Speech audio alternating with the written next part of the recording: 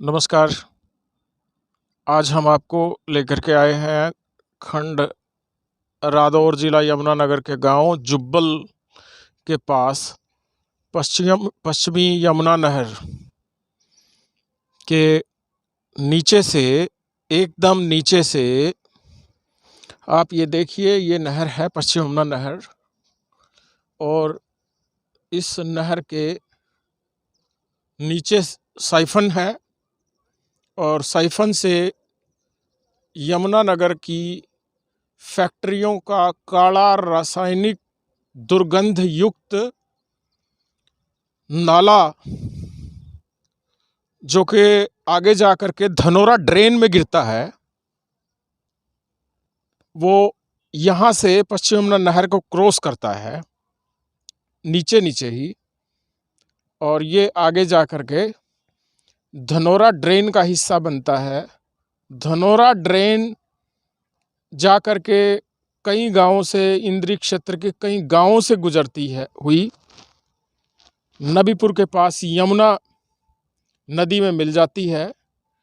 और ये दूषित पानी जहाँ जहाँ से गुजरता है, फैक्ट्रियों का जहरीला पानी है, ये रसायन युक्त काला पानी, ये जहाँ जहाँ से गुजरता है वहाँ वहाँ कोहराम मचाता हुआ जाता है और बीमारियां फैलाता, जमीन की उर्वर शक्ति को खत्म करता और पानी को दूषित करता हुआ गुजरता है। जहाँ जहाँ से ये पानी गुजरता है वहाँ वहाँ कैंसर सहित अनेक प्रकार की बीमारियों का प्रकोप देखा जाता है। और ये एक तरह से जो हमारे शासन सत्ताएं हैं उनकी उदासीनता का प्रतीक भी है और एक अमानवीय कृत्य है। ये फैक्ट्रियों के द्वारा जो दूषित पानी छोड़ा जाता है उसका ये एक बहुत एक तरह से खतरनाक परिणाम ये हम देख पा रहे हैं। और हमारे साथ हमारे साथी हैं जो इसका एक तरह से अध्ययन कर रहे हैं, तो हम चाहेंगे कि उन साथियों के साथ आपकी बात करवाई जाए। हमारे साथ हैं साथी महेंद्र कुमार जी, जो इसके अध्ययन में जुटे हुए हैं, और हम चाहेंगे कि इस पे बातचीत की जाए। धन्यवाद अरुण जी। आमतौर पे लोग जो हैं इस तरह के ये जो चित्र हैं वो नहीं देख पाते, और ये जो गंदगी युक्त पानी है जो शहर यमुनानगर से निकलकर तकरीबन 60-65 किलोमीटर की यात्रा करके, यदि हम इसको बिल्कुल इसके साथ साथ चले तो 60-65 किलोमीटर से ज़्यादा ही इसका जो है वो सफ़र है। वो सफ़र काट कर ये किस तरह से यमुनानगर के साथ साथ जो गांव बसे हुए हैं, चाहे वो जुब्बल है, चाहे वो यहाँ दामला है, उससे पीछे औरंगाबाद है, पतासगढ़ है, ईसोपुर है, इन सभी गांवों से निकलता हुआ ये इसी तरह से आगे जो है नदी के साथ साथ जो गांव पड़ते हैं दोनों तरफ गाँव कुछ यदि आगे जैसे गांव, इसमें न्योरी गांव इसमें आता है, धनोरा इसमें आता है, कलरी जागीर इस पे आता है। इसी तरह से फिर आगे हम देखेंगे कि मखाड़ा, मखाड़ी, ये सभी गांव, और फिर आगे हम देखते हैं कि गढ़ी बीरबल के पास से गुजरता हुआ ये डेरे में से जप्ती छपरे के पास से, फिर आगे ये जो है ये रंदौली के पास से, फिर इसी तरह से आगे ये डबकोली के बिल्कुल साथ से जाकर ये शेरगढ़ टापू, और शेरगढ़ टापू से ये आगे सीधा जो है वो खेतों से गुजरता हुआ इसी तरह से जड़ोली से आगे जो है गांव नबीपुर, और नबीपुर के पास जाकर जो है वो जमुना में समाहित हो जाता है। अब ये देखिए इतनी जो इसका जो ये सफ़र इसका इतना 70-75 किलोमीटर का सफ़र है इस जहरीले पानी का, तो ये कितना पानी का हिस्सा वो ज़मीन के अंदर चला जाता है। और ज़मीन में जाने से जो हमारा भूमिगत जल है उसको भी ये विषैला बना देता है, जिसकी वजह से इस क्षेत्र में जो है वो बीमारियां भी फैलती हैं। और खेतों में जो सिंचाई के लिए प्रयोग किया जाता है पानी, ये उस पानी में भी मिलकर जो है ट्यूबवेल के माध्यम से हमारी खेती तक पहुंचता है।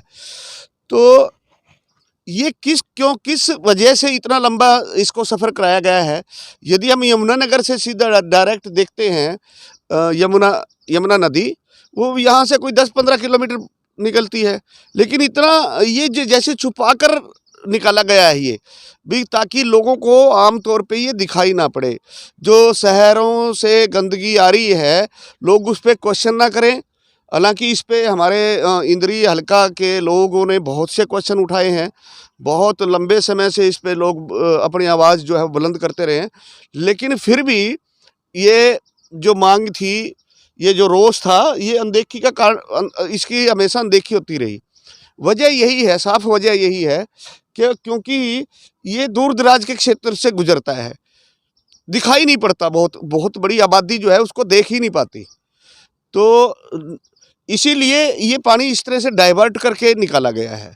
और कहीं ना कहीं ये जो शासन प्रशासन है उसकी अनदेखी का परिणाम भी है, और कहीं ना कहीं ये लगता है कि कोई ना कोई इसमें झोल भी है, कोई ना कोई मिली भगत का इसमें बू भी आती है कि इतना बदबूदार, दुर्गंध युक्त, गंदा पानी, जहरीला पानी, रसायन युक्त पानी वो इस तरह से कैसे बह सकता है बिना किसी ट्रीटमेंट किए।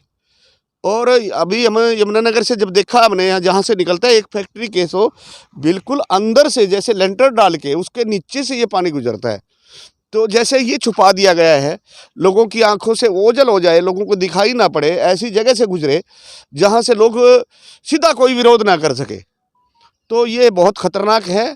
और इस पे जो है कल भी हमने इसके जो इसका जहाँ जाके नदी में मिलता है, हमने उसको वहाँ से बहुत नज़दीक से देखा कि किस तरह से यमुना का पानी पहाड़ों से साफ पानी आ रहा है और उस पानी में ये पानी जो है वो मिक्स हो जाता है।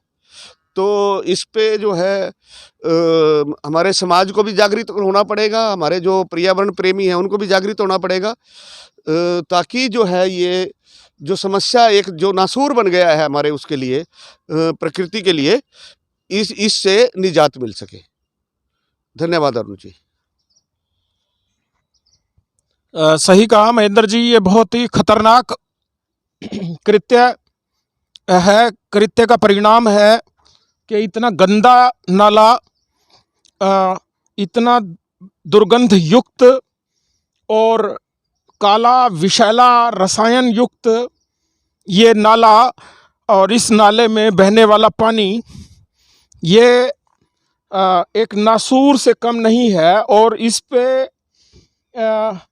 हालांकि समाज के द्वारा, किसानों के द्वारा लगातार आवाज़ उठाई गई है और उठाई जा रही है, लेकिन फिर भी एक मुखर आवाज़ के रूप में अभी इस पे कोई सवाल उठाए जाने शायद बाकी हैं। और हमें लगता है कि ये कर्म हमारा एक अपने आप को बचाने के लिए, प्रकृति माँ को, धरती माँ को बचाने के लिए, जल देवता को बचाने के लिए, और अपने आसपास की भूमि और उसकी खेती को बचाने के लिए भी एक ज़रूरी काम है। हम उम्मीद करेंगे कि ये वीडियो आप सबको एक ज़रूरी सवाल उठाती हुई नज़र आ रही है, और इस पे आपकी प्रतिक्रियाओं का हमें इंतज़ार रहेगा। आप इस वीडियो को और साथियों के बीच में भी पहुंचाएं, ताकि एक इस नाले को, इस विषैले पानी को दूर दूर तक बहने से रोका जा सके, और आवाज़ उठाई जा सके कि फैक्ट्रियां संशोधित करके वहीं पे अपने जहाँ पे ये मल युक्त, ये रसायन युक्त पानी निकलता है, पैदा होता है, वहीं पे इसका कोई उपाय करें।